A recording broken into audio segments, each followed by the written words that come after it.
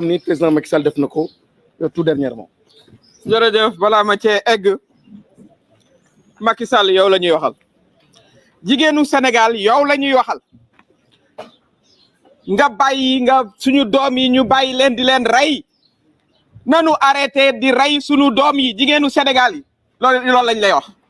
na sa soxna ëmbee juróom-ñeenti weer ñetti doomam noonu la yaayu ñii nga xam ne dañ leen a boom barki démb noonu lañ leen ëmbee juróom-ñeenti weer noonu lañ leen bëggee woon ci seen xol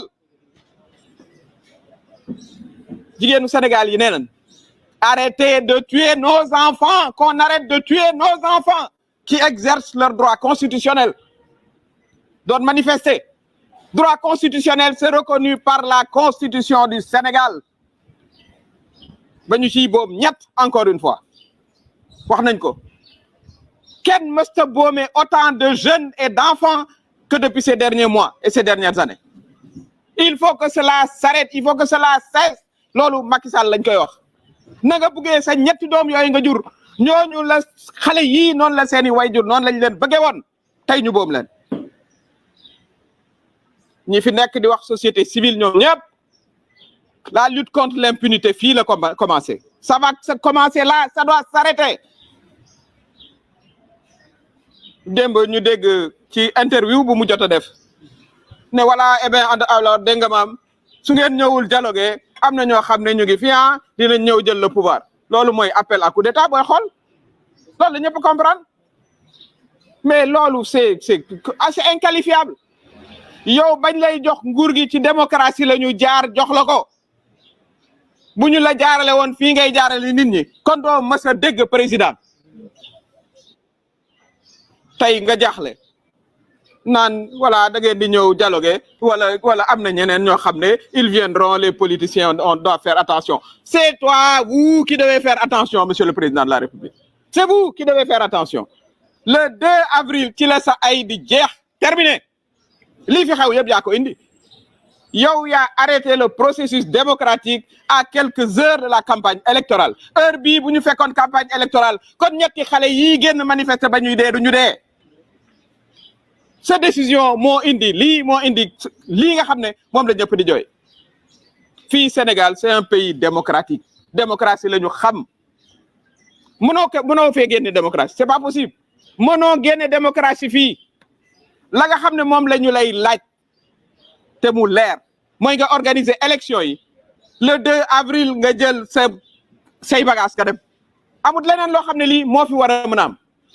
votre mandat monsieur le président de la République vous le savez très bien il se termine le 2 avril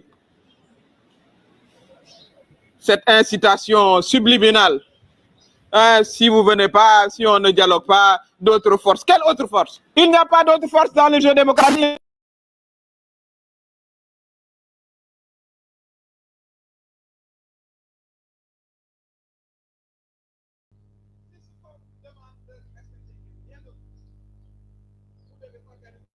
le 25 février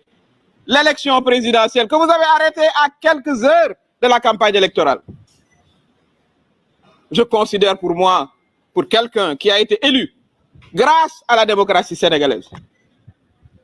on vous aurait appliqué ce même régime vous n'auriez jamais été président de la République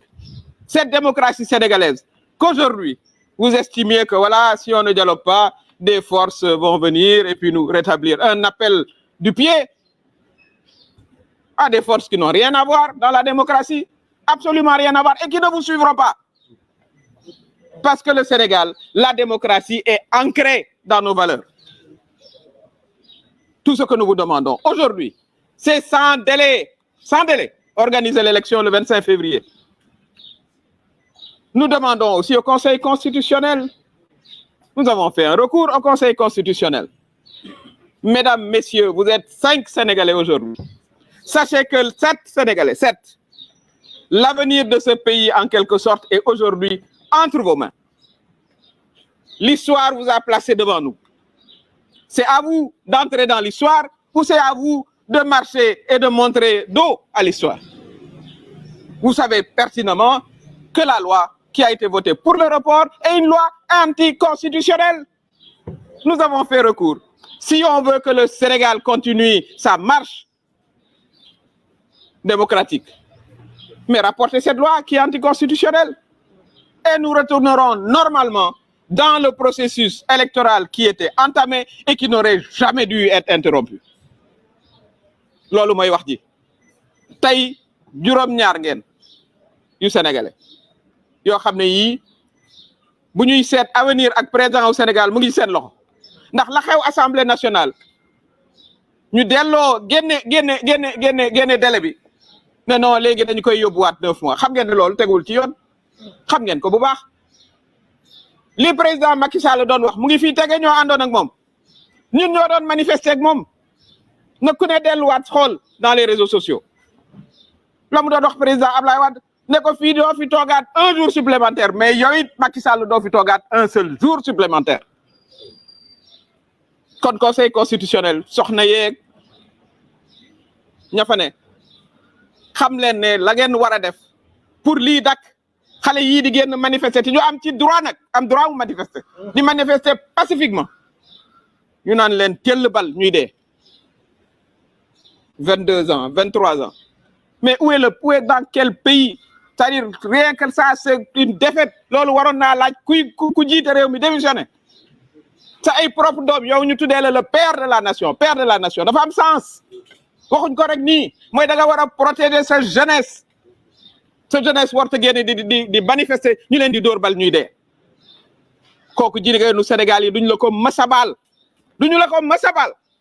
la ñuy laaj nag mooy yoon atte ñu mooy li procureur wax muy CPI muy justice képp koo xam ne boobu nañ la fi